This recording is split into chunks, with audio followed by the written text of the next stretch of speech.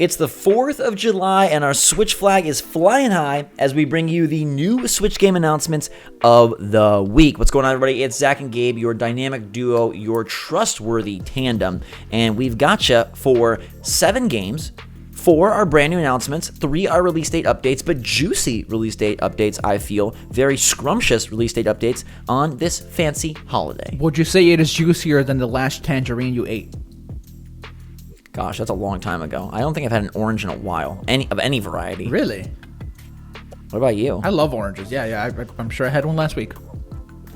I do spend half my time in Florida, so I should be more of an orange connoisseur. Yes, you should. But I'll work on that. You guys work on letting us know which of these games you're most excited for in the comments down below. I feel like we've moved out of sort of the E3 lull, around the big show. So many announcements happened during those few days that these other announcements kind of withered. But now we're back. We've got a lot of stuff coming your way, and we'll kick it off with Harvest Moon Friends of Mineral Town. This is coming to Switch in a remade fashion. Now, it's confirmed for Japan, and we got some early screenshots. It's coming October 17th to Japan.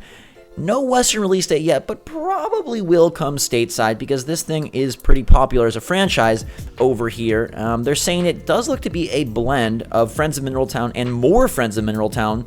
So this is a game that will just fill up your friend core and complete your Instagram following. Zach, I need all the friends I can possibly get. Who would have thought that Link's Awakening was going to lead to even more Game Boy games coming to Switch? Yes, this is a Game Boy Advance game, unlike Link's Awakening, but regardless, it seems like it's going to be a decent upgrade like that. One doesn't look anywhere near as cute, but still very cute looking. Yeah, it is kind of interesting. You're like, look at what they did to Link's Awakening. And now look at what they did to Friends of Mineral Town. I mean, you're right. It is still cute. It's still tiny people roaming around, having a good day, doing some farming. So if you are a fan of Harvest Moon or you've enjoyed Stardew Valley, this one could be right up your alley. Hopefully, it comes to other territories later this year or maybe more likely early next. Alley and Valley rhyme. Thanks. You said alley and Valley. Go. Appreciate that vocab lesson. English teacher Gabe is here with the assist. Gabe, you might have to teach some English to this coming character in Jet Cave Adventure, a brand new platformer. It's a prehistoric platformer about Cave, who is the ex-chief of your tribe, and he's been banished by his own freaking people. But luckily, he stumbles across a jetpack, and soon everyone views him a little bit differently. Get it, Zack? A cave because, cave with a C, and this is K with a K because he's so cool. And he comes from a cave, probably, and he's fighting against an alien force that has descended upon these prehistoric times. 36 colorful levels, all with a jetpack. 2.5D adventure platformer specifically made for Switch. They say that the release date is July 11th. All right. Coming soon. If you are into cavemen and aliens, a weird mixture, a little bit of a weird mixture, you can go ahead, try it. Jetpack Joyride was really fun once. That's a game with a jetpack. Dude, that's a good iPhone game. Yeah, that was a game with a jet in it. That's a really good game. I don't know if this one will be as good, but you can check it out for yourself in a week's time. Next up, we've got Paradox Soul, which is a new Metroidvania. Gabe, your favorite genre. Hopefully it runs better than Bloodstained on Switch. It is coming to the Switcheroo tomorrow for $5. Now, it previously launched on Steam, and it promises terrifyingly epic boss fights, retro pixel art animation, unique suit abilities for combat and navigation, cool upgrades, handcrafted labyrinth of evil, and lots of secrets. Yes, it is my favorite genre, but these Metroidvanias need to do something a little different if they're going to grab a good old Gabe's attention. I don't know if this one does enough.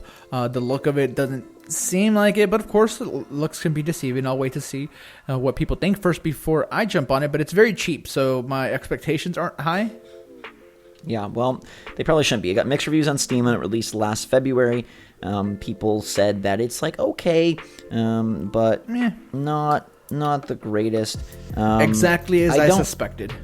Yeah, the art style is a little bit minimalistic, but it seems to be missing the flair that might make something like this a bit more appealing. But hey, if you are addicted to Metroidvanias and you can't get enough, you got some extra eShop coins lying around or just some extra dollars from a past card or purchase. This game, Paradox Soul, comes out tomorrow. All right, let's go to a release date update, and we're going to give you what is my favorite first. That is Laytons Mystery Journey, Catriel and the Millionaire's Conspiracy finally coming to Switch in North America and Europe on November the 8th. Now, this game released previously on the Switch last year over in Japan, came from even before then on 3DS and iOS, but this is the deluxe version, the same thing that hit Japan. So it's the original 3DS game with better visuals, 40 new puzzles, DLC, 50 new outfits, and I love Layton. I'm shocked, honestly, Level 5 hasn't put out a brand new Layton for Switch. This is the closest thing we've got, and so I'm definitely picking it up. Yeah, still a ways out. You could have probably experienced this game in other places before, like you mentioned. Fans of the franchise, I'm sure, will be very happy to have it on the Switch, though. Yeah, and this is a deluxe version, so that's pretty good. Also, I was just fed oatmeal. Sorry. Okay. That's staying. Okay. Keep going. Huh? That's staying. Keep going. Good. I appreciate it. I mean, after your English lesson, I got a food lesson. Just to let you know, Trader Joe's strawberry raspberry oatmeal is very, very grainy. What? All right. Is happening? Disgaea 4 Complete Plus is coming to Switch this October. It'll arrive in North America and Europe on the 29th of the month. It is bringing together everything from Disgaea 4. So you've got all of the original game, obviously, plus additional scenarios, characters, DLC, new tweaks, new functionality that make this the definitive Disgaea 4. It is Disgaea. If you know Disgaea, then you know Disgaea 4 Complete Plus, and it's coming in a couple months. The Disgaea series is one of those series that I've always felt like I should really like, but I've just like never really gotten into it. I don't know if this one's like a good jumping on point or anything like that. I think people like Disgaea, right? I have so many franchises, especially when I was in like high school, that I really wanted to get into because they looked deep, they were loved, they had like a great like fan community, and then I would try and fail, and this is just one of those that it is so dense and there is so much going on in these battles. I mean, it's simple in the sense of, hey, it's grid-based battles, but the systems at play and the stats and the characters, it's so intense.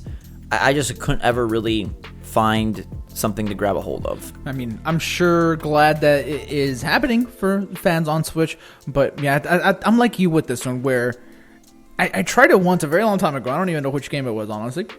But yeah, it just didn't click, and I feel like it should click. It feels like this game's like right up my alley. I don't know where the disconnect is. Maybe if I were to try this one, I could find the disconnect and address it.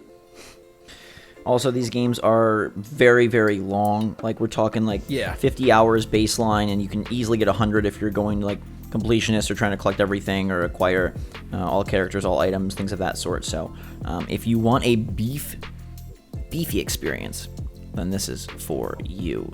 If you, instead of wanting to have a beefy experience, you want some beef, maybe you'll try Police Stories, which is coming out on September 19th. This is a top-down shooter where shooting first is not an option because you are an on-duty police officer, and there is a surrender system where you have to issue orders to your tactical teammates and then try and apprehend the suspects without resorting to violence. I think this is actually kind of a neat way of approaching this style of game. It's very Hotline Miami-esque, but whereas those games, Hotline Miami, Ape Out, things of that sort, all emphasize just like mass killing, this one is like using some tactical equipment, some strategy, and some sensibility to try and dismantle the situation before bullets start to fly. I'm not going to make it, but I just want you to know that there is a joke here that I could have made. But yeah, this game does look cool, and I love the twist on the formula. You mentioned Hotline Miami, but here you're not allowed to shoot first until the enemy engages. I think that is super sweet. The multiplayer co-op little action they have going on here in this trailer looks awesome as well. A bunch of levels to go through, thrilling criminal drama, engaging story of two buddies, John Grimes and Rick Jones. Those are good names. I don't know. Well, it's John Rhimes and Rick Jones. Oh, Rhimes. Okay, I said... Okay. So it's JR and RJ. Ooh, it's almost like they were meant to be together. Which one of them do you think is like a grizzled vet that does his things his own way and is close to retirement, but he gets like pulled in for like one last thing? Probably both of them. Oh, okay.